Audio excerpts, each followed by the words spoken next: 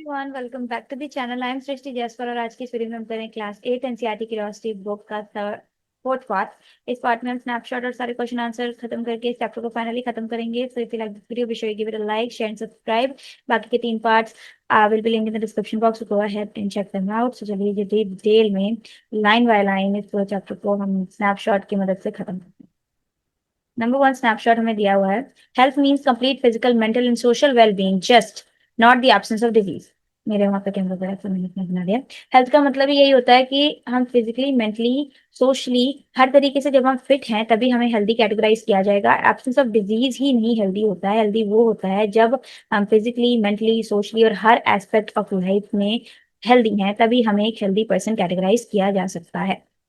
Being happy help us stay active and healthy, and good health also improves our mood. Health and happiness are closely related. जब हम happy होते हैं, active होते हैं, तभी हम हेल्दी महसूस करते हैं, और हेल्दी रहने से हमारा मूड भी इंप्रूव होता है, क्योंकि जब हम बीमार होते हैं तो हमारा मूड खराब होता है, और जब हम हैप्पी और हेल्दी और एक्टिव रहते हैं तब हमारा मूड अच्छा होता है। तो हैप्पीनेस और हेल्थ है जो ये क्लोजली रिलेटेड है। अगर हम हैप्पी होंगे तो हेल्दी होंगे तो हैप्पी होंगे। Disease effect a normal working of the body और माइंड।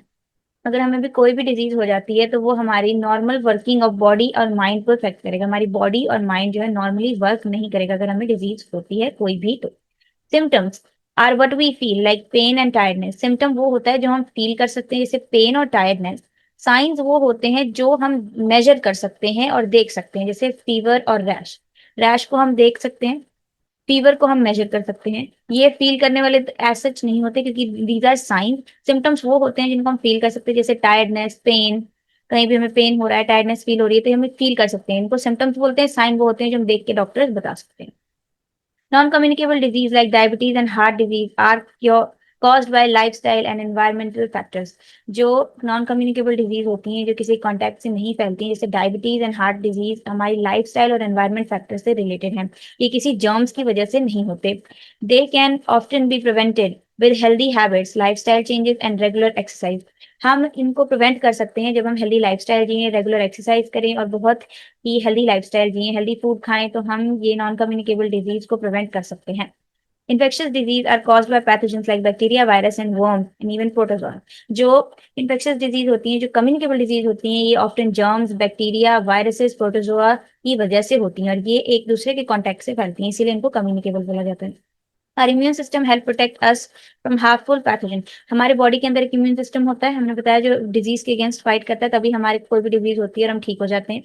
बहुत डिटेल में बहुत डिटेल में मैंने आपको आज जितनी भी पार्ट्स कराए हैं चैप्टर के, इसमें बहुत डिटेल में बहुत ही अच्छे तरीके से समझाया है। तो अगर आप समझना चाहते हो तो वो सारे पार्ट्स आप देख लो। ये क्वेश्चन आंसर वाली वीडियो है तो इसमें इतना डिटेल में मैं नहीं समझा रही, बट फिर भी आपको सारा कुछ समझ आएगा इसको देखते हुए। हाँ, तो मैंने बता दिया आपको, इम्यून सिस्टम वो सिस्टम होता है हमारी बॉडी का जो डिजीज के अगेंस्ट फाइट करता है। और हार्मफुल पैथोजन जो भी फॉरेन ऑब्जेक्ट होता है, मैंने बताया जो हमारी बॉडी को बिलोंग नहीं करता, हमारी बॉडी के अंदर आता है, उसको हम फॉरेन ऑब्जेक्ट कहते हैं। जो भी फॉरेन ऑब्जेक्ट होता है ये इसके खिलाफ फाइट करते हैं और हमें हार्मफुल पैथोजन से बचाते हैं। Next, vaccine train the immune system using dead, weakened और harmless part of germs to prevent disease. Vaccine के अंदर हमेशा जिस भी चीज के खिलाफ वैक्सीन ले रहे हो उसके अंदर डेड, वीकेंड या फिर हार्मलेस पार्ट होता है उसी जर्म का जिस वजह से वो डिजीज होती है, जिसकी वजह से वो जर्म का थोड़ा सा पार्ट हमारी बॉडी के अंदर जाए और हमारे बॉडी को उसके खिलाफ एंटीबॉडीज बनाने का मौका मिले। और जब एंटीबॉडीज हमारे पास एक बार बन जाती हैं, तो जब कभी भी जिंदगी में वो पैथोजन हम दोबारा एनकाउंटर करेंगे तो हमारे पास ऑलरेडी एंटीबॉडीज प्रेजेंट होंगी, जिसकी वजह से हमें वो बीमारी होएगी नहीं, और अगर होगी तो बहुत जल्दी ठीक हो जाएगी। तो this is vaccine. Diagnosis and treatment are important for managing and curing disease. हमेशा डायग्नोस मतलब अगर हमें कोई भी प्रॉब्लम है तो उसका डायग्नोस करवाना चाहिए। डॉक्टर से जाके पहले पता तो लगाओ डॉक्टर से क्या प्रॉब्लम है। डायग्नोसिस हमेशा करवाना चाहिए, डायग्नोसिस के बाद ट्रीटमेंट करवाना चाहिए, जिससे मैनेज हो सकती है डिजीज और क्योर भी हो सकती है। हाँ, तो this was all about the snapshots. अब हम चाहेंगे क्वेश्चन एंड आंसर पे, keep the curiosity alive. Number 1 question है हमारे पास, the group of disease shown in the image are communicable और नॉन कम्युनिकेबल। हमारे को यहाँ पे 5 तरीके की डिजीज दे रखी है, हमें इनको देख के बताना है कि कम्युनिकेबल है या नॉन कम्युनिकेबल है। सबसे पहला है कोल्ड एंड फ्लू। मैंने बताया आपको, कोल्ड राइनो वायरस से होता है, एंड वायरस जो भी चीज वायरस से हो रही है वो हमेशा कम्युनिकेबल होगी, वायरस हमेशा फैलता है। वायरल डिजीज है कोल्ड और फ्लू, तो virus is a communicable disease, यहाँ पे आप कम्युनिकेबल लिख लेना। Typhoid, typhoid is also communicable disease, ये कॉन्टेक्ट से फैलता है टाइफॉइड। ठीक है, तो टाइफाइड का डायग्नोस्टिक टेस्ट होता है विडाल टेस्ट। विडाल टेस्ट से हम बता सकते हैं कि हमें टाइफाइड है या नहीं। सेमिनला टाइफी से होता है टाइफाइड, और ये भी एक कम्युनिकेबल डिजीज है, ये एक दूसरे के कॉन्टेक्ट से फैलता है। डायबिटीज, डायबिटीज एक नॉन कम्युनिकेबल डिजीज है। ये हमारी बॉडी जब इंसुलिन बनाना बंद कर देती है तब ये डायबिटीज हमें होती है, और डायबिटीज हम किसी को स्प्रेड नहीं कर सकते हैं। तो this is a non communicable disease, मतलब ये किसी के कॉन्टेक्ट से नहीं फैलेगी, चाहकर भी आप नहीं फैला सकते हो। एजमा, एजमा भी नॉन कम्युनिकेबल है, ये भी किसी के कॉन्टेक्ट से नहीं फैलता है। हमारी बॉडी की अपनी प्रॉब्लम्स होती हैं जो हम किसी को भी चाहकर भी नहीं दे सकते। Asthma is also a non communicable disease. ना chicken pox, chicken pox communicable होता है। चिकन पॉक्स एक दूसरे के कॉन्टेक्ट से फैलता है। Chicken pox is a communicable disease. Second question. Disease can be broadly grouped into communicable and non-communicable disease. From the option given below, identify the non-communicable disease. Identify the non-communicable disease. हमने देखा कि disease को दो categories में categorise किया जाता है, communicable and non communicable. तो नीचे हमें जो डिजीज दे रखी है इसमें से हमें कम्युनिकेबल और नॉन कम्युनिकेबल डिजीज को आइडेंटिफाई करना है। हाँ, हमें यहाँ पे सिर्फ नॉन कम्युनिकेबल डिजीज को आइडेंटिफाई करना है। Typhoid, asthma, diabetes and measles. हमें चार चार तरीके की बीमारियां दे रखी हैं और हमें इसमें से बताना है कौन सा कम्युनिकेबल है, कौन सा नॉन कम्युनिकेबल है। तो चलिए, क्वेश्चन में तो कम्युनिकेबल ही, सॉरी, नॉन कम्युनिकेबल ही बताना है, बट हम दोनों बताएंगे ताकि हमें पता रहे। टाइफाइड बताया मैंने आपको कम्युनिकेबल होता है, सेमिनल टाइफी से होता है, ये एक दूसरे से स्प्रेड हो सकता है। एजमा बताया अभी नॉन कम्युनिकेबल है, नहीं स्प्रेड होता, तो एजमा अपना नॉन कम्युनिकेबल है, आंसर में लिख लो 2 तो है ही है।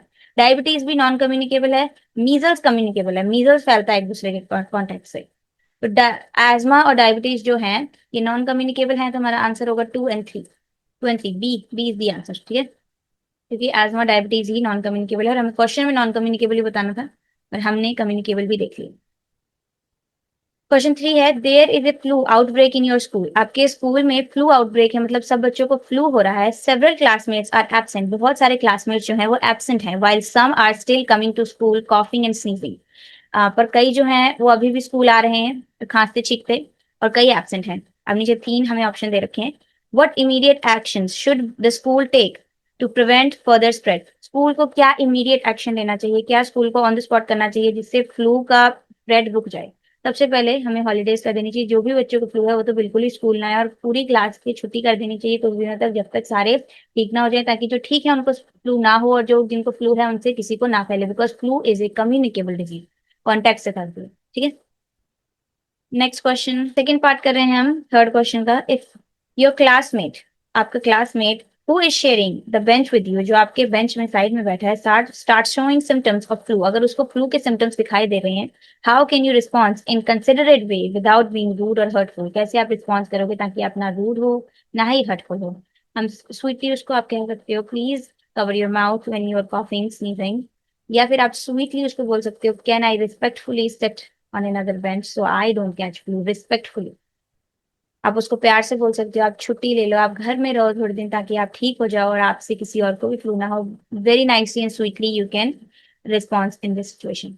थर्ड पार्ट करें हम थर्ड क्वेश्चन का। How can you protect your self and other from getting infected in this situation. कैसे आप अपने आप को दूसरों को प्रोटेक्ट करोगे इस सिचुएशन में ताकि उनको फ्लू ना हो। सबको हम बोलेंगे सब घर में रेस्ट करो कुछ दिन तक, जब तक फ्लू आउटब्रेक है तब तक अपने घर में रेस्ट करो, ताकि अगर आपको है तो आपसे किसी और को ना फैले, और अगर किसी और को है तो आपको ना। So this was the third question. Let's move on to the fourth one. Your family is planning to travel to another city where malaria is prevalent. आपकी फैमिली ऐसी सिटी में ट्रैवल करने जा रही है जहां पे बहुत जल्दी मलेरिया हो जाता है, ठीक है। तो हमें तीन तीन दिए हैं इधर भी parts. What precaution should you take before, during and after trip. क्या प्रिकॉशंस आपको उस ट्रिप पे जाने से पहले और ट्रिप के दौरान और ट्रिप से आने के बाद करनी चाहिए। सबसे पहले हमेशा मस्कीटो रेपेलेंट लगाना है हर जगह हमें, ताकि मस्कीटोज जो हैं वो मर जाएं अगर हो तो। हमें देखना है जहाँ पानी ज्यादा इकट्ठा हो वहाँ खड़े नहीं होना, वहां पे रूम नहीं लेना, वहां पे रहना नहीं है। और फ्लू से आने के ट्रिप से आने के बाद, सॉरी फ्लू से आने ट्रिप से आने के बाद हमें अपने आप को अच्छे फिर भी अच्छे से रखना है, मस्कीटो से बचा के रखना है, मस्कीटो रेपेलेंट लगाना है, मस्कीटो नेट्स नेट्स का यूज करना है before, during and after trip. हमें यही सेम चीजें करनी है, आपकी हमें मस्कीटो नेट यूज करना है, मस्कीटो रेपेलेंट यूज करना है, ओडोनिल यूज कर सकते हो आप, ओडोमॉस यूज कर सकते हो आप, एंड आप देखो कि जहाँ पानी इकट्ठा है वहां आप ना रहो ताकि आप मलेरिया से बच सको। जहां भी मच्छर हो वहां पे अपने खड़े नहीं होना। रात कोशिश करो बहुत रात को आप बाहर ना निकलो ड्यूरिंग ट्रिप, ठीक है। और अब जब घर पे आ जाओ तो आप कोशिश करो कि थोड़े दिन आप अपने आप को आइसोलेट रखो, ताकि अगर आपको मलेरिया है तो आपसे किसी और को ना हो। क्योंकि मलेरिया हमारे से नहीं फैलता। मलेरिया अगर हमारे को मलेरिया है, हमें कोई मच्छर काटेगा तो उस मच्छर के अंदर मलेरिया चला जाएगा, वो एक वेक्टर की तरह काम करेगा, तब वो जिसको काटेगा उसको भी मलेरिया हो जाएगा। तो अगर आप ट्रिप से आ रहे हो तो कोशिश करो कुछ दिन घर पे ही रहो। सेकंड पार्ट है इसका, how can you explain the importance of mosquito net and repellents to your siblings. कैसे आप अपने सिबलिंग्स को बताओगे मस्कीटो नेट्स और रेपेलेंट्स के यूज और इम्पोर्टेंस। ये क्वेश्चन आप अपने आप कर सकते हो, बट मैं फिर भी बता देती हूँ। आप बताओगे कि मस्कीटो की वजह से मलेरिया होता है, डेंगू होता है, ऐसी डिजीज होती हैं जो बहुत ही स्केरी होती हैं, बहुत ही प्रॉब्लमेटिक हो सकती हैं, फेटल भी हो सकती हैं कई सिचुएशन में। तो हमें मस्कीटो से बचना चाहिए। हम पहले उनको बताएंगे मस्कीटो से कैसे फैलता है, because mosquito acts the vector. जिन इंसेक्ट्स की वजह से बीमारी होती है उन्हें हम वेक्टर्स कहते हैं।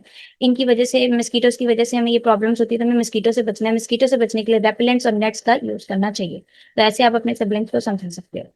And then we are doing the third part और fourth question, what could happen if travellers ignore health advisers in such areas. अगर ऐसी जगह में ट्रैवलर जो हेल्थ एडवाइजर्स की एडवाइसेस हैं उसको ना माने, इग्नोर कर दे, तो क्या होगा, उनको मलेरिया हो जाएगा और उनसे और मच्छर उनको काटेंगे। तो जिन मच्छर मलेरिया वाले जो और मच्छर होंगे, फीमेल एनोफिलिस मस्कीटोस, वो जिनको काटेंगे उनको भी मलेरिया हो जाएगा। तो इससे क्या होगा, मलेरिया और ज्यादा फैलेगा और वो खुद भी बीमार होंगे, अपने फैमिली मेंबर्स को भी बीमार करेंगे। Question number 5, your uncle started smoking just to fit in with his friends, even though it is well known that smoking can seriously harm health and even cause death. हमें पता है कि smoking is very harmful for your health, and आपके uncle ने start किया smoke करना just to fit in with his friends। तो अब इसके पार्ट्स करेंगे हम। First part is, what would you say to him to make him stop without being rude. कैसे आप उनको बताओगे, यू विल टेल हिम कि क्या क्या एडवर्स इफेक्ट होते हैं स्मोकिंग के, निकोटीन के, क्या क्या प्रॉब्लम हो सकती हैं। आप उनको बताओगे इससे क्या क्या प्रॉब्लम्स और बीमारियां हो सकती हैं। और विदाउट बीइंग रूड आपने बताना है, तो बहुत ही स्वीटली आप उनको समझाओगे कि ये चीजें बहुत ही हेल्थ के लिए अच्छी नहीं होती, बिल्कुल भी अच्छी नहीं होती। Nicotine is very bad for your health. Second question, what would you do if your friend offer you a cigarette at a party? Just say no. अगर आपका फ्रेंड आपको पार्टी में सिगरेट ऑफर कर रहा है तो just say a big fat no. Okay, that is the best way, just a big fat NO। Three कर रहे हैं हम। How can school prevent student from indulging in such harmful habits। हम उनको बताएंगे कि इनके एडवर्स इफेक्ट्स क्या होते हैं, क्या क्या बुरा होता है इनसे, इनको लेने से क्या बुरा होता है और कुछ अच्छा नहीं होता, हम ये भी बताएंगे उनको। और हम ये भी बताएंगे कि स्मोकिंग, ड्रग्स और अल्कोहल पे डिपेंडेंसी भी हो जाती है, मतलब उसके बिना रह नहीं पाते, एडिक्शन भी हो जाती है, इवन रिहैब सेंटर भी जाना पड़ जाता है, नशा मुक्ति केंद्र जाना पड़ जाता है। और अगर बहुत ज्यादा इन चीजों की हैबिट पड़ जाए, तो जैसे स्मोकिंग कितना नहीं होता है, ड्रग्स का होता है, ड्रग्स की बहुत ज्यादा हैबिट पड़ जाए तो it can even cause organ failure and death in the worst cases. So हमें स्कूल में बच्चों को हमेशा बताना चाहिए वो how bad nicotine, tobacco, smoking, drugs and everything is for your health. बहुत इजी क्वेश्चन थे। Question number 6. Sania claims to her friend Vinita that antibiotics can cure any infection. So, Sania ने अपनी फ्रेंड विनीता को बोला कि एंटीबायोटिक्स जो है वो किसी भी इन्फेक्शन को क्योर कर सकती हैं। So we don't need to worry about disease. तो अब हमें किसी भी डिजीज से डरना नहीं चाहिए और किसी के भी बारे में ज्यादा नहीं सोचना चाहिए। तो मैं आपको बता दूं, हमने पहले भी पढ़ा है कि antibiotics only work for bacterial infection. Bacteria के अलावा वायरस, प्रोटोजोआ और वर्म्स, किसी भी चीज से हुई प्रॉब्लम के लिए एंटीबायोटिक्स नहीं होती, बिल्कुल भी काम नहीं करेगी, क्योंकि बैक्टीरिया के सेल को टारगेट करती है एंटीबायोटिक, जिस वजह से बैक्टीरिया मर जाता है। तो एंटीबायोटिक्स बैक्टीरियल इन्फेक्शन के अलावा किसी पे भी काम नहीं करेगा। What questions can Vinita ask her to help Sanya understand that her statement is incorrect? क्या क्वेश्चन हम उनसे पूछ सकते हैं सानिया से, जिससे सानिया को पता लगे कि उनकी स्टेटमेंट जो है वो इनकरेक्ट है। सबसे पहले हम उनसे पूछेंगे कि ये वायरल डिजीज पे काम करेगी, प्रोटोजोआ से हुई डिजीज पे काम करेगी, क्या इसके खिलाफ कोई एक्सपेरिमेंट है, आप जो बोल रहे हो इसको सपोर्ट करने के लिए कोई एक्सपेरिमेंट है। तो हम उनसे पूछेंगे एंटीबायोटिक्स जो होती हैं हमेशा बैक्टीरिया पे काम करती हैं, मैंने आपको बता दिया। और एंटीबायोटिक रेजिस्टेंस भी कई लोग हो जाते हैं, अगर एक्सेसिव अमाउंट में एंटीबायोटिक्स कंज्यूम करी जाए तो एक बंदा एंटीबायोटिक रेजिस्टेंट बन जाता है। और बैक्टीरिया जब एंटीबायोटिक रेजिस्टेंट बनते हैं, मैंने आपको पिछले वीडियो में बहुत डिटेल में समझाया, तो please go ahead and watch that video. Antibiotic resistance बनने के बाद बैक्टीरिया किसी भी हाल में किसी भी एंटीबायोटिक से नहीं मरता। समझ गए? तो एंटीबायोटिक रेजिस्टेंस अगर हम बन गए तो हमारे को बैक्टीरियल इन्फेक्शन जो भी होगी वो ठीक नहीं होगी। We are doing question number 7. The following table contain information. Hold on. about the number of dengue cases reported in a hospital over a period of 1 year. नीचे वाले टेबल में हमें दिया गया है कि डेंगू केसेस कितने थे एक साल में जो हॉस्पिटल के अंदर आए। यहाँ पे हमें सीरियल नंबर दिया है, मंथ है और नंबर ऑफ डेंगू केसेस दिए हैं। जनवरी, फरवरी, मार्च, अप्रैल, मई, जून। जनवरी में 10 थे, फरवरी में 12, मार्च में 15, अप्रैल में 18, मई में 22 और जून में 40। जून में आप देख सकते हो कितना ज्यादा केसेस में इंक्रीज आया है, मतलब जून में सबसे ज्यादा डेंगू हुआ है। नेक्स्ट एक और दिया है हमें आगे, हाँ, जुलाई, अगस्त, सितंबर, अक्टूबर, नवंबर, दिसंबर। फिर आप देखो जून से लेके सितंबर तक कितना इंक्रीज आया है केसेस में, और जुलाई, अगस्त, सितंबर में कांस्टेंट रहे हैं केसेस, ज्यादा एक ही नंबर के केसेस आए हैं। और अक्टूबर और नवंबर में भी कांस्टेंट थे केसेस, 30 थे। दिसंबर में जाके केसेस कम हुए हैं। तो हमें यहाँ पे बनाना है एक बार ग्राफ, आई थिंक। हाँ, make a bar graph for the number of cases on x-axis and number of month on y-axis. Critically analyze your finding and answer the following questions. ठीक है, आपने एक बार ग्राफ बनाना है। Hope you guys know how to make a bar graph. ये बहुत easy होता है। आपने वाई एक्सेस पे लेना है number of cases, Y axis पे अपने नंबर ऑफ केसेस ले लेने हैं, 10 10 के गैप पे केसेस ले लेना। और एक्स एक्सेस पे आपने मंथ लेने हैं, मंथ तो आप लोग जनवरी, फरवरी, 12 पॉइंट्स बनेंगे नीचे। और क्रिटिकली एनालाइज करना है अपने ग्राफ को। मैं चैट जीपीटी से इस ग्राफ को बनवा के आपके इधर पिक्चर पेस्ट कर दूंगी। और हम कर रहे हैं, अब इसका पाठ कर लेते हैं जल्दी। In which sorry in which 3 months were the dengue cases highest, किस 3 मंथ में डेंगू केसेस हाईएस्ट थे। मैंने आपको बोला जुलाई, अगस्त एंड सितंबर में डेंगू केसेस जो थे वो कांस्टेंट थे, 65 थे और हाईएस्ट थे। तो इसका आंसर आएगा जुलाई, अगस्त एंड सितंबर। ठीक है, सेकंड कर रहे हैं, इन विच मंथ और months were the cases lowest, किस में केसेस लोएस्ट थे। अब इसको थोड़ा सा देखेंगे। केसेस लोएस्ट थे हमारे, सबसे ज्यादा कम केसेस थे हमारे जनवरी, फरवरी, मार्च, अप्रैल में। और दिसंबर भी ले सकती हो, बहुत कम थे कंपैरेटिवली बाकी से। मई को हटा दो और दिसंबर डाल दो, तो जनवरी, फरवरी, मार्च, अप्रैल एंड दिसंबर में केसेस सबसे ज्यादा कम थे। और सबसे कम देखा जाए तो हमारे थे फरवरी में। सबसे ज्यादा जो थे वो जुलाई, अगस्त, सितंबर में थे, और सबसे कम जो था वो फरवरी में था। ये आप ग्राफ बनाओगे तो बहुत इजीली एनालाइज कर लोगे आप। थर्ड पार्ट कर रहे हैं, व्हाट नेचुरल थर्ड पार्ट कर रहे हैं, व्हाट नेचुरल और environmental factor during the peak months might contribute to the increase of dengue cases. जो पीक मंथ्स थे हमारे, जैसे पीक मंथ्स थे हमारे यहाँ जुलाई, अगस्त एंड सितंबर, तीन पीक ईयर पीक मंथ्स थे जिसमें सबसे ज्यादा डेंगू केसेस हुए थे। क्या फैक्टर्स कंट्रीब्यूट कर रहे होंगे इस केसेस के इंक्रीज में। तो क्या पता उस समय मस्कीटो का सीजन हो, बहुत ज्यादा पानी इकट्ठा हो, कहीं मस्कीटो ब्रीडिंग बहुत ज्यादा हो, मस्कीटो बहुत ज्यादा हो, लोग रेपलेंट्स और नेट्स का नहीं यूज कर रहे थे, ध्यान नहीं दे रहे थे, इस समय में घूम रहे थे बाहर। इस वजह से डेंगू केसेस में इंक्रीज आ सकता है। और आप भी बहुत सारे पॉइंट्स और लिख सकते हो इसमें। और चलिए फोर्थ पार्ट करते हैं, suggest a few preventive steps that the community और government can take before the peak season to reduce the spread of dengue. हमने देखा डेंगू के 3 मंथ से जो पीक सीजन था, गवर्नमेंट और कम्युनिटी को क्या स्टेप्स लेने चाहिए ताकि प्रिवेंशन हो सके और डेंगू ना फैले। पहले हम सबको एजुकेट करेंगे कि डेंगू होता कैसे है, वेक्टर से होता है, मस्कीटो से होता है, तो मस्कीटो को रोकना है, हर जगह पानी ना इकट्ठा करें, mosquito nets and repellents use करें। सेम सेम सवाल रहेगा, ये आप अपने आप कर सकते हो। आई डोंट थिंक मेरे को बताने की जरूरत है, ये तो सबको आता ही होता है। एक question, imagine you are in charge of school health campaign, आप स्कूल हेल्थ कैंपेन के इंचार्ज हो। What key message would you use to reduce communicable and non communicable disease. क्या की मैसेज आप यूज करोगे नॉन कम्युनिकेबल और non communicable disease को कम करने का, हाँ, रिड्यूस करने का। सबसे पहले हम एजुकेट करेंगे, first educate about communicable and non communicable disease. और हम उनको बताएंगे जिसको भी कोई प्रॉब्लम है घर में रहे, रेस्ट ले, डायग्नोस्टिक टेस्ट कराए, दवाई ले, ट्रीटमेंट कराए, बैक्टीरियल प्रॉब्लम एंटीबायोटिक्स ले, वायरल है तो रेस्ट करें घर पे, वैक्सीनेशन हमेशा लगवाते रहें।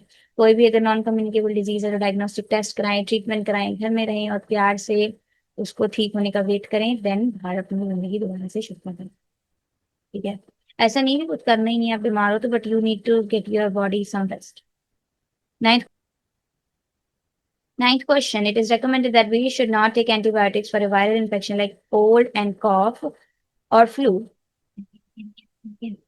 It is a nice question. It is recommended that we should not take antibiotics for a viral infection like cold, cough, or flu. Can you provide a possible reason for this recommendation? कह रहे हैं कि हमें antibiotics viral infection such as cold cough और flu के लिए नहीं देनी चाहिए, कहीं नहीं लेनी चाहिए। इसके लिए पॉसिबल एक्सप्लेनेशन बताओ। मैंने आपको अभी बहुत अच्छे से समझाया कि वायरल इन्फेक्शन के लिए एंटीबायोटिक्स नहीं होती। Antibiotics are only made for bacterial infection. वो वायरल पे काम नहीं करेंगी। इनफैक्ट वो बैक्टीरिया के अलावा किसी भी चीज से हुई बीमारी पे काम नहीं करेंगी। और बिना बात के एंटीबायोटिक्स लेंगे तो हम एंटीबायोटिक रेजिस्टेंट बन जाएंगे। जब एंटीबायोटिक की जरूरत होगी तो एंटीबायोटिक्स काम नहीं करेंगे। तो that is what you are gonna write in question number 9। Question number 10 कर रहे हैं। This is the second last question. हम कर रहे हैं इसको। Which disease among the following may spread if drinking water gets contaminated by excreta from infected person. इनमें से नीचे हमें डिजीज दे रखी है। 5 डिजीज दे रखी है। हमें बताना है अगर हमारा जो पीने वाला पानी है वो एक्सक्रीटा ऑफ इन्फेक्टेड पर्सन से कंटेमिनेट हो जाए तो कौन कौन सी बीमारी हमें हो सकती है। ओके, तो ऑप्शन में हमारे पास है hepatitis A, tuberculosis, poliomyelitis, cholera and chicken pox. इसमें से हमें बताना है कौन सी डिजीज है जो कंटेमिनेटेड वाटर से फैलती है। सबसे पहले हेपेटाइटिस ए जो है कंटेमिनेटेड फूड एंड वाटर से फैलता है। तो हेपेटाइटिस ए तो है। ट्यूबरकुलोसिस जो है ये जो है हमारा एयर से स्प्रेड होता है, तो this will not be the answer. And again chicken pox जो है वो भी एयर से स्प्रेड होता है, तो चिकन पॉक्स भी नहीं होगा। पोलियोमाइलाइटिस जो है ये भी कंटेमिनेटेड फूड वाटर से हो रहा है। कॉलेरा भी कंटेमिनेटेड फूड वाटर से होता है। तो ये हेपेटाइटिस ए, पोलियोमाइलाइटिस, कॉलेरा, ये आपका आंसर है। ट्यूबरकुलोसिस और चिकन पॉक्स नहीं है। ठीक है, समझा दिया। अब आगे बढ़ते हैं। Question number 11 and our last question. I'm so happy this chapter is finally done. It's been so long. Body encounters a pathogen for the first time, the immune response is generally low, but on exposure to the same pathogen again, the immune response by the body is much more compared to the first exposure. Why is it so? ये मैंने आपको पहले बहुत अच्छे से समझाया कि जब भी पैथोजन हमारे अंदर बॉडी में फर्स्ट टाइम आता है तो हमारा इम्यून रिस्पॉन्स जो होता है बहुत स्लो होता है, क्योंकि बॉडी को पता ही नहीं होता वो क्या कर रही है। बॉडी को नहीं पता होता कि एनी हाउ, तो इम्यून सिस्टम, हाँ, तुम्हारी बॉडी को पता ही नहीं होता है कि वो उस पैथोजन से कैसे रिएक्ट करे, उसके खिलाफ कैसे एंटीबॉडीज बनाए, कैसे उससे लड़े। तो फर्स्ट जो इम्यून रिस्पॉन्स होता है पैथोजन का एनकाउंटर का, वो हमेशा लो होता है, क्योंकि हमारी बॉडी को नहीं पता होता। सेकेंड टाइम जब वो पैथोजन हमारी बॉडी के अंदर आता है तब हमारी बॉडी के पास उसके खिलाफ ऑलरेडी एंटीबॉडीज प्रेजेंट होती हैं। तो जो सेकेंड इम्यून रिस्पॉन्स होता है वो हमेशा एक हाई एक्सपोजर का होता है, जिसकी वजह से हमारे को वो बीमारी या तो होती ही नहीं, और अगर होती है तो बहुत जल्दी ठीक हो जाती है। तो मैंने आपको समझा दिया। So that was it for today's video guys, we are finally done with the third chapter. कल हम करेंगे फोर्थ चैप्टर। तो अगर आपको वीडियो अच्छी लगी तो be sure to give it a like, share and subscribe. मेरे सारे social media links will be in the description box. तो आज के लिए इतना ही है। See you next time. It's Srishti signing off. See you next time.